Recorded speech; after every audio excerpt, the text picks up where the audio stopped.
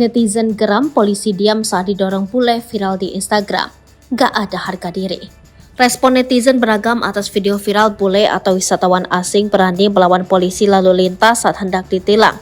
Bahkan pada video viral yang diunggah akun Instagram fakta.indo, si bule nampak mendorong salah satu personil polisi. Hanya saja respon polisi bersangkutan tak langsung mengamankan wisatawan asing tersebut. Namun kembali terjadi perdebatan di antara mereka. Alhasil netizen pun geram, hal ini ditunjukkan di kolom komentar unggahan fakta.indo. Sebelumnya beredar video viral bule lawan polisi lantaran tak terima ditilang.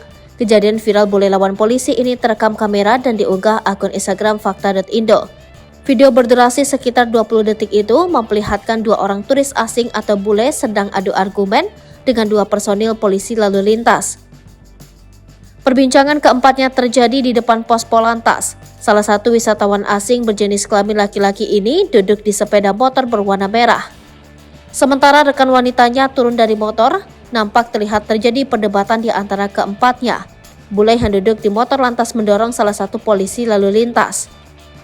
Pada unggahan fakta.indo juga turut disematkan caption, terekam kamera turis asing mendorong polisi saat ditilang akibat salah satu pengendara motor tidak menggunakan helm.